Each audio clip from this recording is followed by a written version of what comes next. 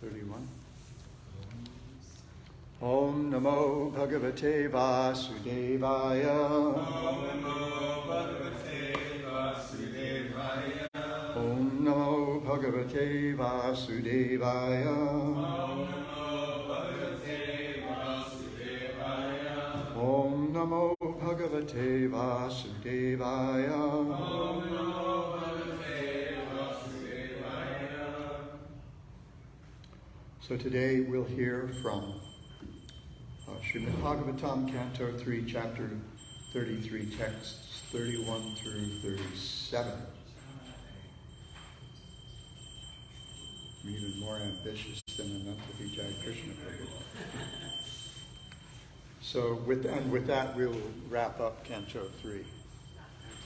So Toshan Krishna Prabhu will launch us into Canto 4 tomorrow. Tad Virasit Punyatamam. Tad Virasit Punyatamam. Kshetram Trilokya Vishrutam. Kshetram Trilokya Vishrutam. Namna Siddhapadam Yatra. Namna Siddhapadam Yatra. Sa Samsiddhim Upeyushi. Sa Samsiddhim Upeyushi. Tad Virasit Punyatamam. Kshetram Trilokya Vishrutam. Namna Siddhapadam Yatra. Sa Samsiddhim Upeyushi. Tad Virasit Punyatamam. Kshetram Trilokya Vishrutam. Namna Siddhapadam Yatra. Sa Samsiddhim Upeyushi. Others, please.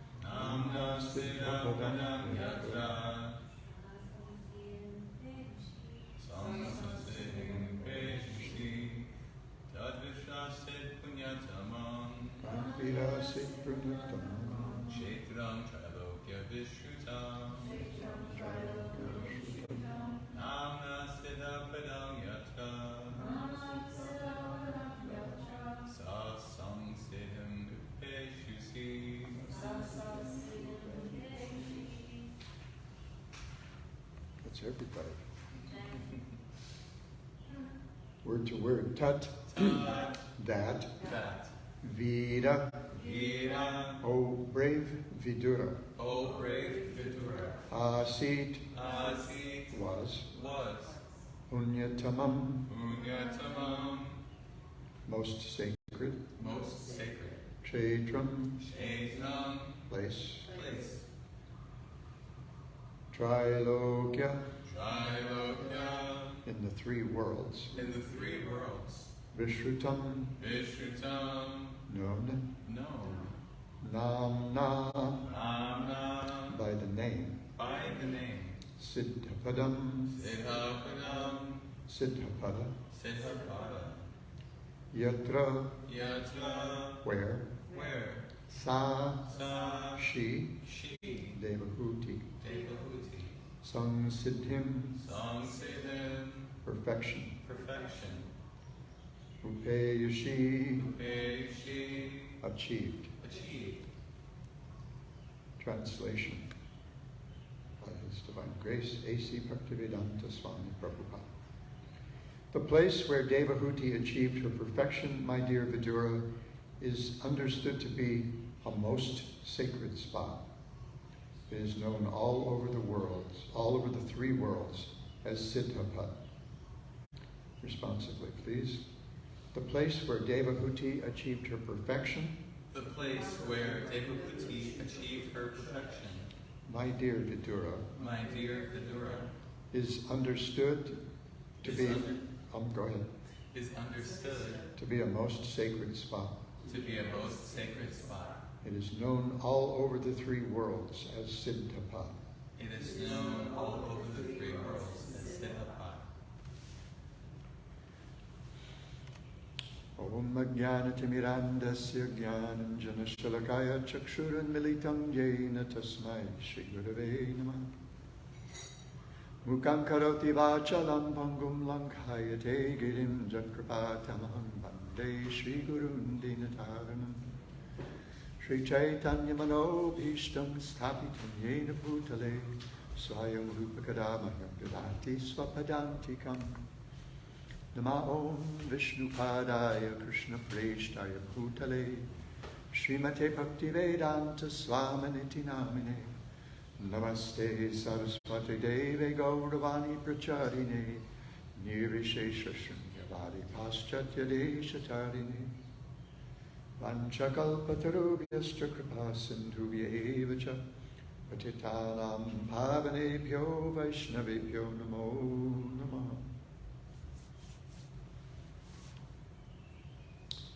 Tadvidasi punyatamam kshetram trilokya vishrutam namna siddhapadam yatra sasam siddhim upayushi.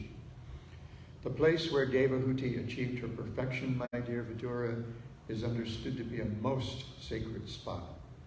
It is known all over the three worlds as Siddhapad.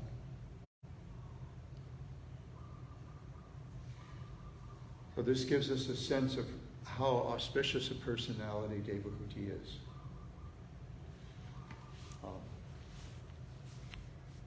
That the place where she practiced her bhakti yoga, the place where she heard from and meditated on her divine son, Sri Kapila Dev,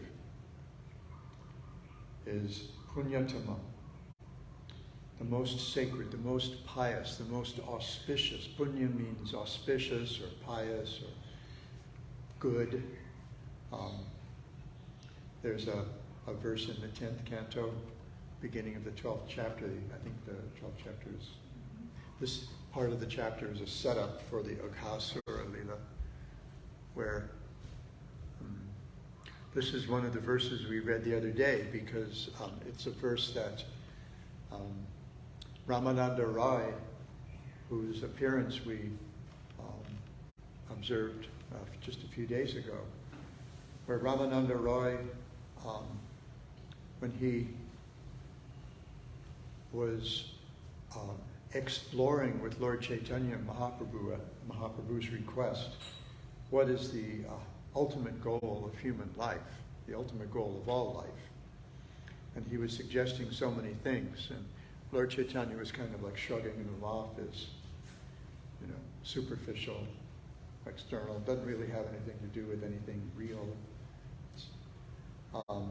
And then he got to complete self-surrender, and he said, okay, but you got more. And then he talked about spontaneous devotional service, and he said, not bad. And then he talked about, and then he mentioned Dasya Bhava, and Lord Chaitanya said, oh, okay, that's nice, but do you have more? And then he said, well, Sakya Bhava. And he cited this verse, Tang Satang Brahma Sukhanubhutya. Oh, shucks. Let me see if I can find it really quickly. Where's my temp? Pardon me. Of course, I'm in the middle of the 12.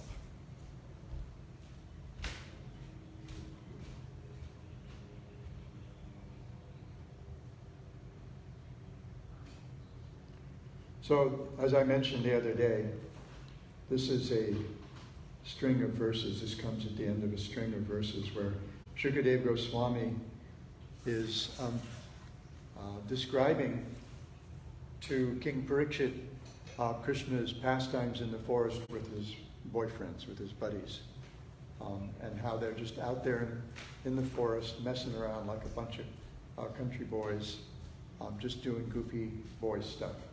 Chasing birds' shadows, harassing the monkeys, climbing trees. This is one of my favorites because, well, if you know me, shouting bad names down wells and cracking up when the echo comes back, kind of like a transcendental Beavis and Butthead, He said, "Bud, that's cool." Yeah. A program that back in the 90s I was forbidden to watch. Just as when I was a kid I was forbidden to watch the Three Stooges and the Little Rascals because I adopted some of their leelas. So my wife and children forbade me to, because I would make fun of it so much, and it just was just too much. They just said stop, and plus, you're not allowed to watch anything on MTV anymore, much less Beavis and Butthead. So he's describing all these things, how the boys are just horsing around in the forest with Krishna, like he's their buddy, he's one of them. And then he says this. He says, "Itang satang brahma sukhan bhutya dasyam katanam paradaivatena maya shritanam naradadakena sakam vichahru krita punya punja." In this way, all the cowherd boys used to play with Krishna, who is the source of the Brahman effulgence for the Gyanis, desiring to merge into that effulgence, who is the Supreme Personality of Godhead for the devotees who have accepted eternal servitorship, and who for ordinary persons is but another ordinary child. Cowherd boys, having accumulated the results of pious activities for many lives, were able to associate in this way with the Supreme Personality of Godhead. How can one explain their great fortune? In other words, this is like Shukadeva Goswami's circuits being blown, as he's contemplating how these boys are messing around in such a familiar way with the absolute truth, the goal of the Gyanis, the worshipable Lord of the devotees, or who to ordinary people look just like a cute little kid. And he just says, what kind of punya could possibly account for this? In other words, he's saying, there ain't no punya that could possibly account for this. This is special. This is unbelievable. So when Ramananda Roy cited this verse in support of his assertion that Sakya Rasa was the ultimate goal of life, Lord Chaitanya's mood completely changed. He went from, oh, that's nice, you got more? He said, Now we're talking. Hoi uttamai. So this is best. This is the highest understanding. Now give us more. Give us even more. Don't stop. And he went on and on and on, deeply into nuances of Madhurya Rasa. So punya means auspicious, good, sacred, something like that. Punyatara would be more auspicious. That would be the comparative. And tamam, punyatamam, just like uttara and uttama, right? Uttara means better, uttama means best. So punyatamam means the most sacred. The most sacred. Kshetram. Punyatamam kshetram. Trailokya vishritam. It's known as the most sacred place in all the three worlds. Why? Because here Devahuti received instructions from her son, Kapila Dev, the Supreme Personality of Godhead. And here she achieved perfection. And here she spent the rest of her life meditating on Lord Kapila Dev. Text 32. Tasyastad yoga vidhuta martyam martyam mabhutsari shrotasam pravara saumya siddhita siddhasevita.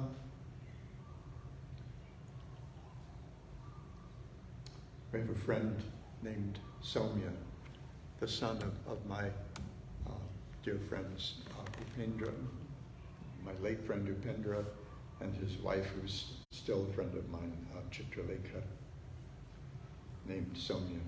She's gentle, very gentle. Dear Vidura, the material elements of her body have melted into water and are now a flowing river, which is the most sacred of all rivers. Anyone who bathes in that river also attains perfection, and therefore all persons who desire perfection go to bathe there. There's no GPS coordinates, unfortunately.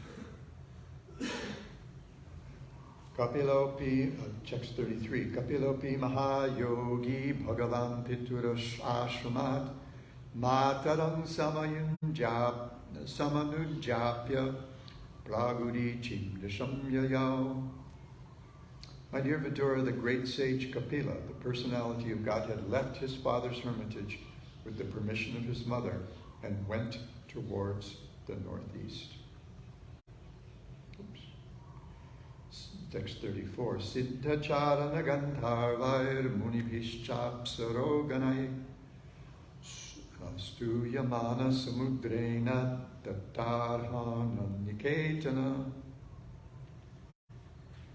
While he was passing in the northern direction, all the celestial denizens known as charanas and gandharvas, as well as the munis and the damsels of the heavenly planets, apsaras, offered him all respects. The ocean offered him oblations and a place of residence. Srila Prabhupada's purport. It is understood that Kapila Muni first went towards the Himalayas and traced the course of the river Ganges, and he again came to the delta of the Ganges at the sea, now known as the Bay of Bengal. The ocean gave him residence at a place still known as Ganga Sagara, where the river Ganges meets the sea. That place is called Ganga Sagara Tirtha, and even today people gather, we heard yesterday, right? People gather there to offer respects to Kapila Dev, the original author of the Sankhya system of philosophy. Unfortunately, this Sankhya system has been misrepresented by an impostor who is also named Kapila. But that other system of philosophy does not tally with anything described in the Sankhya of Kapila in the Śrīmad-Bhāgavatam. So Sankhya, the Sanskrit word Sankhya means counting or measuring and analyzing. So Sankhya is a system of analysis, just as we see, we have the Sankhya Yoga in the second chapter of the Bhagavad Gita. It's an analysis the situation of the living entity. It didn't have anything to do with this material world. So this other Kapila, more recent Kapila, came up with a system, darshan, he also called Sankhya, which points away from the Supreme Personality of Godhead. Lord Kapila Dev's Sankhya points directly towards bhakti, devotion to the Supreme Personality of Godhead. And the other Kapila, the imposter Kapila, was completely the opposite. Text 35, Aste yogam samasthaya sankhya-charya rabhishtuta trayanam api lokanam upashanchai samahita.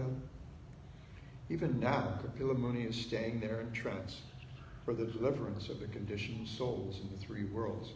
And all the acharyas, or great teachers of the system of Sankhya philosophy, are worshipping him. So if you go to, well, you can't even go there now. If you go to Bhattarik Ashram, it's very difficult to go there now because of political considerations. But if you were to go there, Narayan is there, Vyasadeva is there, but they're not visible to our material senses. They are there, but we won't be able to perceive them. Similarly, at Ganga Sagara, Lord Kapila Dev is also still there, but we would need special eyes to be able to see him. Text 36, Etam negatitam tata yadprashto antavanaka kapilasya cha samvaro devabhutyas cha pavana. My dear son, since you've inquired from me, I've answered. O sinless one, the descriptions of Kapila Dev and his mother and their activities are the purest of all pure discourses. So here Maitreya Muni is wrapping up his recounting to Vidura the activities of Kardama Muni and Devabhuti and Lord Kapila Dev. So since you have inquired from me, I've answered. Because you asked, I've told you all this. And what, from our experience, what Maitreya is feeling is deep gratitude to Vidura for these questions, because it gave him the opportunity to recount these wonderful transcendental pastimes. And we know these pastimes. We've got the pastime of Lord Varaha killing Hiranyaksha. We've got Jai and Vijay getting cursed, and the four Kumaras freaking out because they're thinking, whoa, if these dudes have to go back to the material world, what's our fate? We actually offended pure devotees. Something I forgot to mention the other day there, when we were discussing Vrindavan Das Thakur, in his Chaitanya Bhagavat, Vrindavan Das Thakur warns us no less than 4 times against taking sides when there's a dispute between Vaishnavas. 4 times, Vrindavan Das, in the strongest language, it will ruin you, it will destroy you. 4 times. And I didn't even post this on Facebook. I posted some, I think I might have posted, I think I posted something Giriraj Swami posted. I just shared that because I felt it was quite complete. But I was thinking I should post those 4 verses again, as whenever the thing comes up as a memory, you get on Facebook and one of those memories comes up, a lot of times you just kind of scroll past them. I don't need to share that one again. But that one, whenever it comes up as a memory, I click share, because we need to hear that. So what Maitreya is feeling is very, very deep gratitude for the questions Vidura posed to him that gave him the opportunity to recount all this to him, because it's such a great pleasure. 4 of my favorite words are, I have a question. I have a little WhatsApp group that's kind of devotees who, 3, 4, 5 devotees who like me. A few weeks ago, one of them, who I don't hear from much, said, I have a question. And I said, oh my God, my 4 favorite words, especially from you folks, because it gives me an opportunity to dig, to go into my heart and see what's there, and try to share what's ever there. And if it's not there, find out where it is and share that. Look in the Bhagavatam, Chaitanya Charitamrita, or whatever. So he says, their activities are the purest of all pure discourses. And then text 37. Ya idam anushanoti obitate kapila muner matamatma yoga guhyam bhagavati kritidhi suparnaketa upalabhate bhagavat padaravindam. So this verse, as we'll see, serves as a sort of palastuti or maybe an ashirvad. It either tells, he's presenting it as, this is the fruit. This is what we gain by hearing these pastimes. This is what happens to you when you hear these pastimes. But it's also, if we find it at the beginning, we might call it an ashirvad or a blessing, just as we see in the 3rd verse of the Bhagavatam. That blessing, that if you hear this, if you actually hear this with that kind of pure heart that the 2nd verse describes, completely free from envy, because there's no self-interest at all. What happens? You just get completely blasted with Krishna prema until you pass out. And then when you get up again, you go back for more until you pass out again. That's the blessing of the Śrīmad-Bhāgavatam. It will undo your life. The description of the dealings of Kapiladeva and his mother is very confidential. And anyone who hears or reads this narration becomes a devotee of the Supreme Personality of Godhead who is carried by Garuda, and he thereafter enters into the abode of the Supreme Lord to engage in the transcendental loving service of the Lord. So we have to delete. This is very confidential, so we have to delete this recording.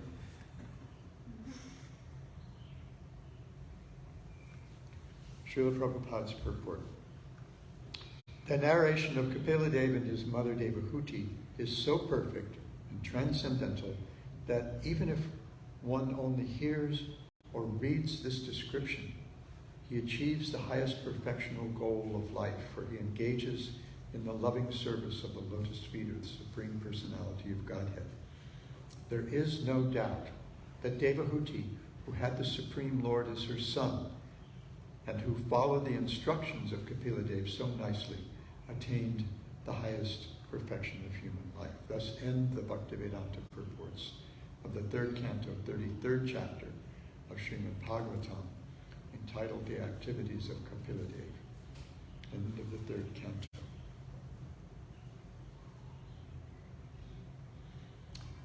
So, wow, what a blessing. We're done.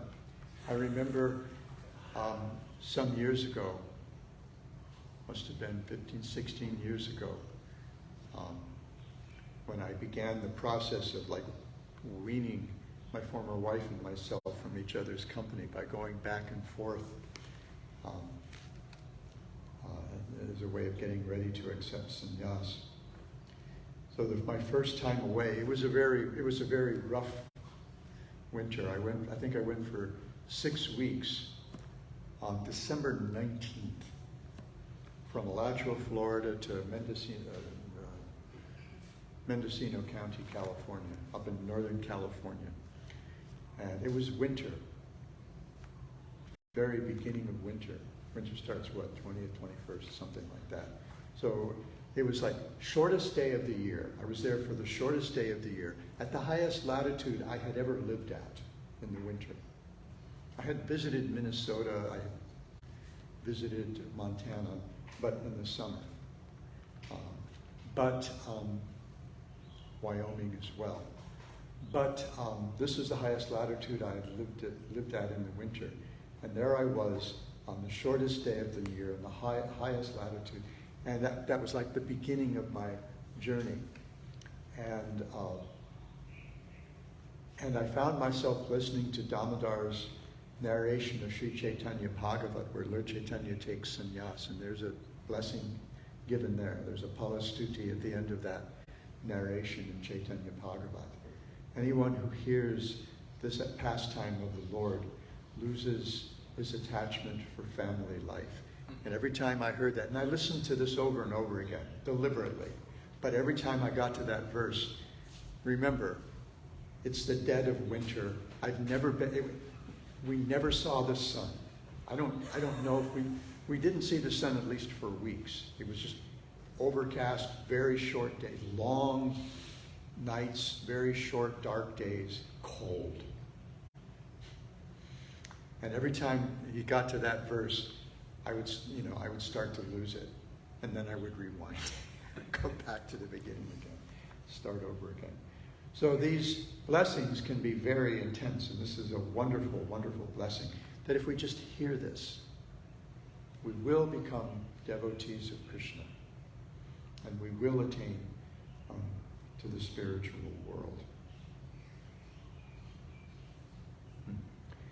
And we will attain even better, even more to the point, we will attain to the loving service of the lotus feet of the Supreme Personality of Godhead, which wherever we do it, is living in the spiritual world. This isn't geography business. This is planes of consciousness business. The Bhagavatam brings us to a new plane of consciousness. So, I may not have time to do what I originally was thinking, because other thoughts did come to me as I was going through this. But what I would like to do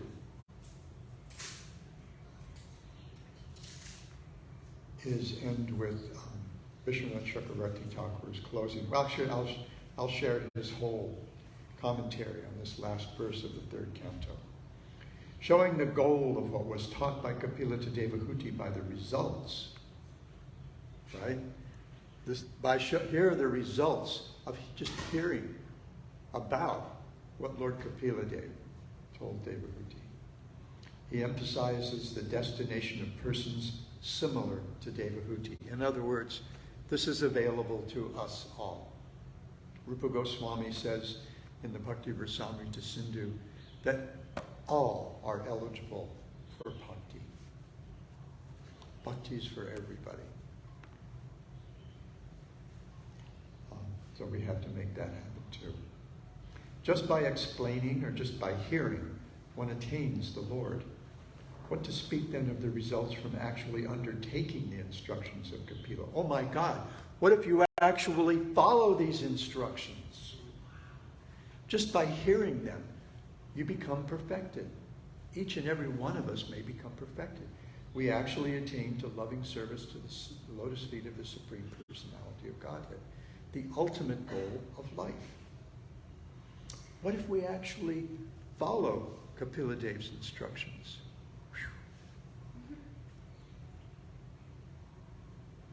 And there's an exclamation point here. I don't know how you do that in Sanskrit. I don't know if they have something that indicates that in Sanskrit, because it's like just chains. You know, it's like, if you look at Sanskrit manuscripts, like even of the Bhagavatam or something, when you look at Rupa, we saw Rupa Goswami's, it was a manuscript of what? What was it? Was it Bhakti Rasamrita Sindhu? But to save palm leaves, you know, instead of like breaking it into half lines, padas, like we have here, because all of a sudden paper is dirt cheap, or relatively dirt cheap, we can do that. It's just long string, he just fills the page. And the verses, you can see where the lines are broken with one line and the end of the verse with the 2 lines. And then the number and another 2 lines. That's it. And it's just like the whole page.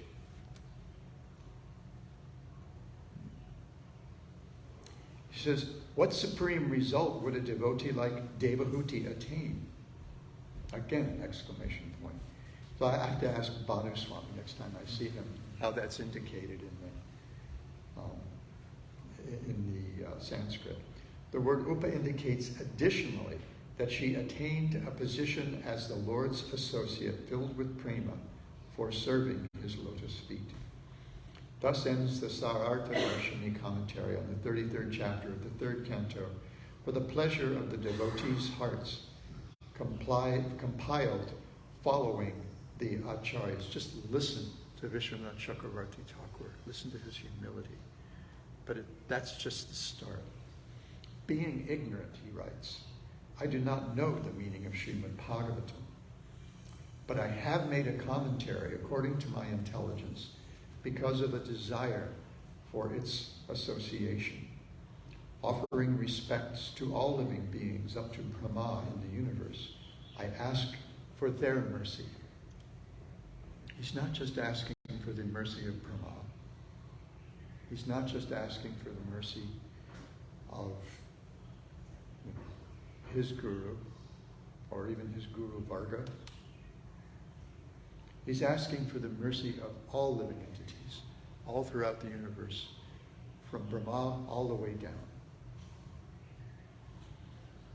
Offering respects to all living beings up to Brahma in the universe, I ask for their mercy. Having been made capable of understanding it, I have completed the commentary on the 3rd canto on the bank of the Jamuna River at the foot of a desire tree in Sri Vrindavan on the 8th lunar day of the Ashwina month. So this is the mood in which we undertake anything like this. I don't know if anyone notices, but before I sit on this seat, I offered obeisances, and I take dust from all my friends and place it on my head, because this ain't my seat. I'm sorry? This is obviously not my seat. But I sit here because I'm asked to, because the devotees tell me to. And when I invoke those prayers, I'm hoping to dig deeply into my heart. I'm hoping that my heart actually changes as they utter those words, so that I can become fit to share the conclusions, to share the insights offered by the acharyas, fit to represent them. We don't do any of this on our own behalf. We're so unfit that I have to point out that I've been associating with the devotees going on 54 years now. And in those 54 years, I've never once asked to give a class or lead a kirtan, because I know I'm not fit. But if I look around the room and there's no one stepping up to the mridanga, I wait a beat, because I know Yashoda Dulal is not shy. Or if I'm asked to give a class, then I will do so. Otherwise, I'm happy to hear. This is why, we'll plug here for the evenings. This is why I've arranged for some of our devotees to give Bhagavad Gita classes in the evenings. If you go to San Diego 3 nights a week, Dravida Prabhu gives Bhagavad Gita class. You come to Honolulu 4 nights a week, Swami Ashram attends Bhagavad Gita class.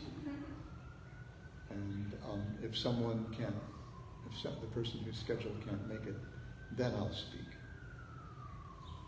but ultimately it's not really my business. My business is to try to hear attentively.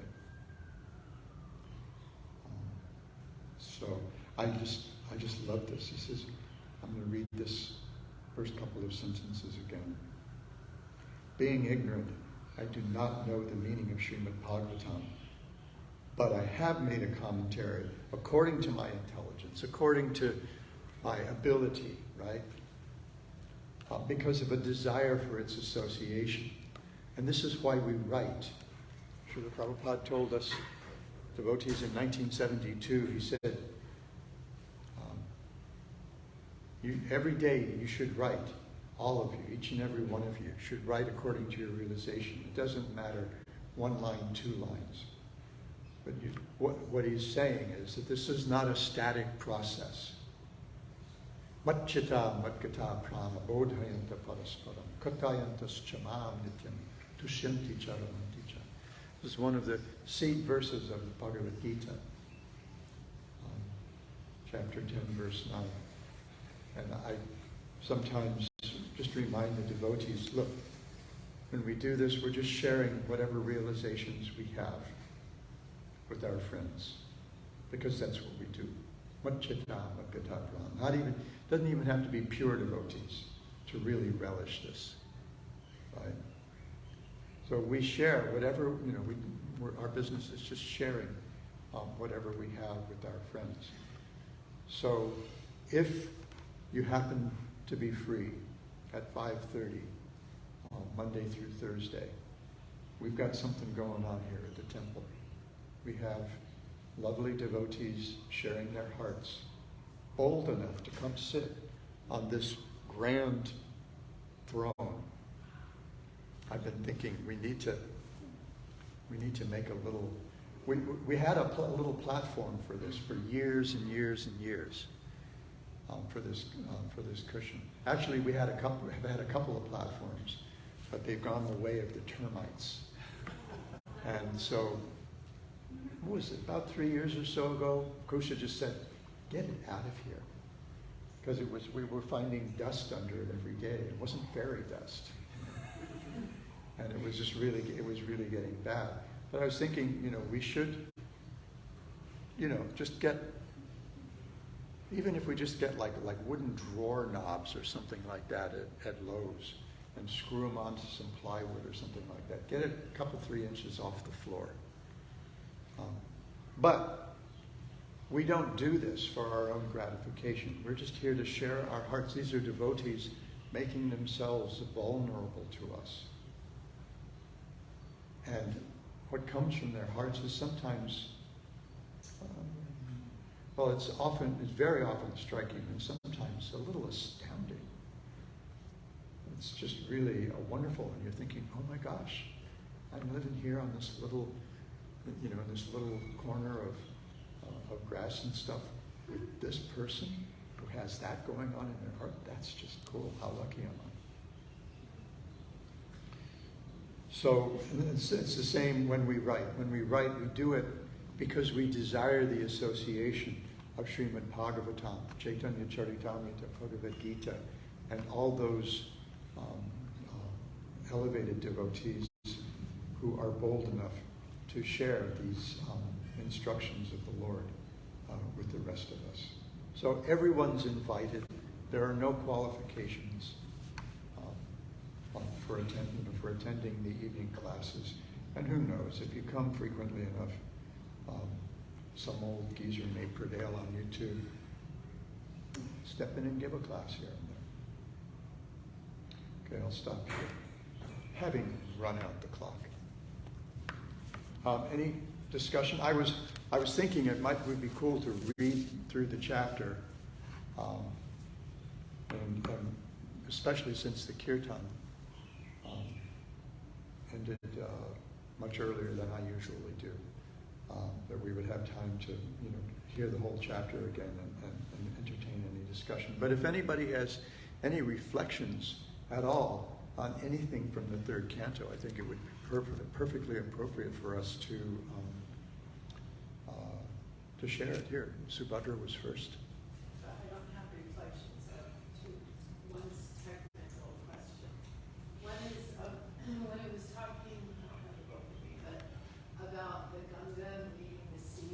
I thought that Ganga was in Kolkata. That's one branch, the Hooghly. Okay. That's a branch of the Ganga. Okay, and then my other question was especially because he just made a distinction between here And Kolkata's not all the way, I don't think, on the coast, is it?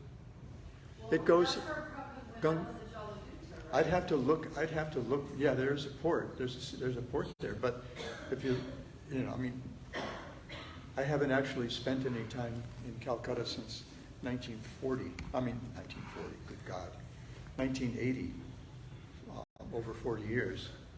And the ships were there on the Hooghly. Well, I went for like a 2-day yatra with my Shesha's group on it, and I posted a picture and I said, this is where the doctor needs to see, and this is where. Oh, okay, then we have the Subhadra Pramana. Sure, I said that. And also where Srila Prabhupada went out on the Jaladuta. Yeah. And then my other question was. As Bhakti and Leslie caught, this is not geographical. It's not a matter of That's what I was geography. And she says, even Shudras are eligible. Bhakti and Leslie's a nice devotee I met in Colorado. So my Go other ahead. question was, especially because he made a distinction between hearing and serving, or hearing and acting on it. Remember that? Like in the Bhagavatam it says, anyone who hears this. So I was going to ask, well, what does that mean to hear it? And especially because then from the reading, he said, anyone who hears what to speak of who actually serves or acts on it. I can't remember the exact word. But then I thought, oh, there is a distinction between hearing. Because I was going to ask, what does hearing really mean? Hearing ultimately means you're going to do something about it, right? Right. So then, If you hear someone's call for help, but go on playing the Angry Birds or whatever that you have on your phone, yeah. you know, that's one thing. But if you actually shut down Angry Birds and hit your 911 button real fast, then that's a different thing if you act on it.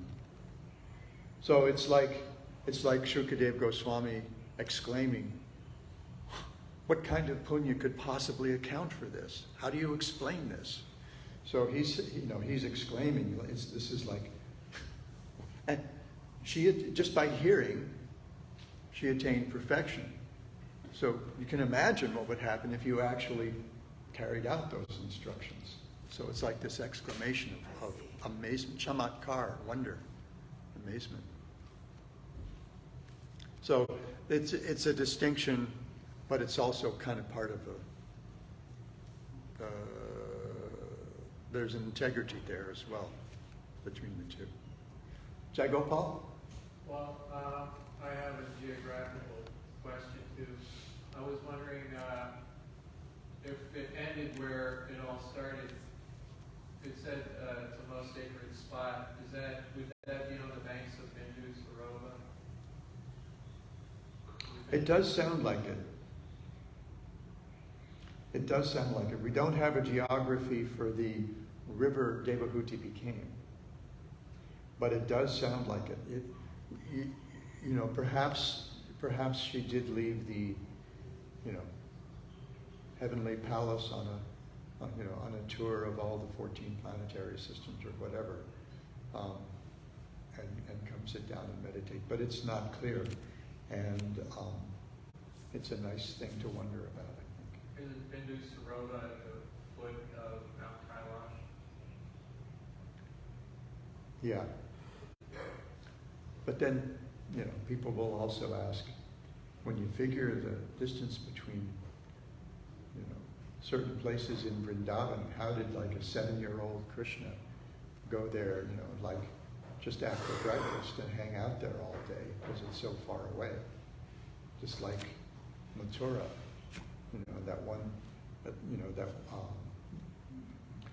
the pastime where Krishna blesses the wives of the Brahmanas, the Mathura Brahmanas. They were closer to Mathura than Vrindavan.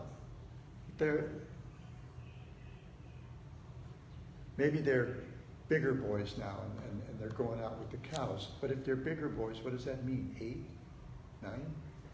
How do you go all that way on foot? There's a temple to the wives of the Brahmins right by a Akrura guy, right before you get to Akrura guy. Yeah. So these things are ultimately they're adhokshaja. It's good for us to take them into our hearts, use our heads to soften our hearts, so that these things, these subjects can penetrate our hearts. I know it's not necessarily a geographically satisfying answer, but it's the best I have, according to my limited intelligence. I hope it's okay. Yeah. Thank you. And thanks to